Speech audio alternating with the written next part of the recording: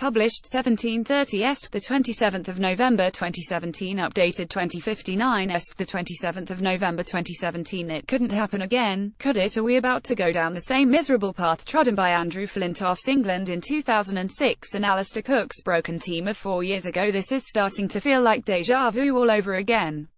It may seem premature to fear another 50 Ashes thrashing and all the recriminations that come with it after just one defeat where England competed well for the first 3 days yet wasted chances.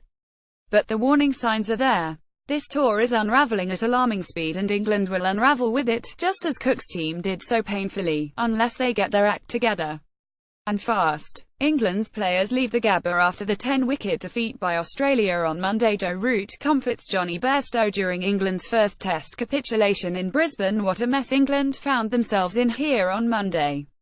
First, Australia rushed to a 10-wicket victory that verged on the humiliating after such an evenly fought opening 3 days, and then, worse, came the habitual off-field crisis.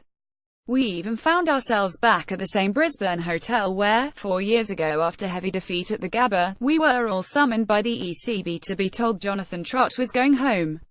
The tour never recovered from that. This is nothing like as serious as Trott's problems, but Buttgate is the last thing England and Andrew Strauss, attempting to put out fires wherever he goes and later imposing a midnight curfew on the players, needed at such a key point of the most important Test series of them all. For if Australia could be said to have played well at the Gabba, then they had a blinder away from it in their handling of this bizarre subplot. There is no doubt that the question of whether Jonny Bairstow did or did not headbutt Cameron Bancroft in a Perth bar will enter English cricketing folklore as David Gower's Tiger Moth of Flintoff's Pedalo have Root side find themselves in a familiar mess after opening their Ashes campaign in defeat. Truly, you could not make up much of what went on here yesterday, and all of it played into the hands of Australia, who ended up laughing at an England side they sense are on the canvas.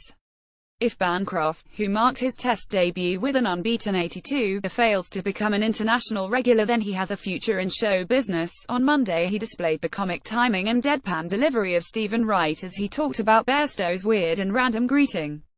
If this were not so serious, it would be tempting to laugh along, but, from something seemingly so innocuous, Strauss had to go into full-blown crisis mode, with the Ben Stokes saga still no nearer to being settled. This is no repeat of the ugly incident in Bristol that finds Stokes, who flew out to visit family in New Zealand on Monday night, waiting to see if he will be charged with assault or affray, and this is nothing like as bad as the clash between Joe Root and David Warner in Birmingham in 2013, however keen Australians are to compare the two.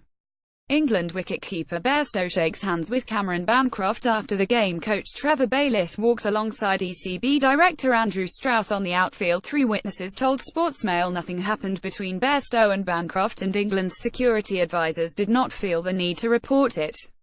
And there is no doubt this incident would not be in the public domain had England not had the Stokes incident hanging over them.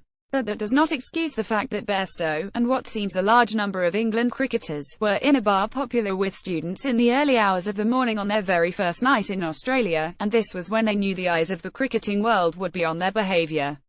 How could they be so stupid or dumb? As the fuming Trevor Bayliss said, how could they let down the coaches and management who have tried to treat them like adults when all evidence suggests they need nannying? Andrew Flintoff led England to a catastrophic whitewash in Australia in 2000-607. It beggars belief that England could not find somewhere away from the spotlight if they just wanted to have a couple of beers. It is not as if Perth is a busy or vibrant place. It is full of quiet spots. Sadly, they have now reached the stage where it is going to be difficult for them to leave their hotel rooms if they cannot be trusted to steer clear of the sort of situations that could spell trouble. That is not to say Bairstow has done much wrong other than in his decision to be out late, so soon after the Stokes affair. Bairstow, who was in the bar with a mutual friend of Bancroft's, does not dispute there was physical contact but certainly does not feel he butted the Australian. It was more a tap. Alistair Cook's England fell apart during a 50 series defeat down under 4 years ago. Perhaps the best description came from someone who was there when they said Johnny's rugby mates bump heads to say thank you when someone buys them a drink. Odd, but there's nothing malicious in it.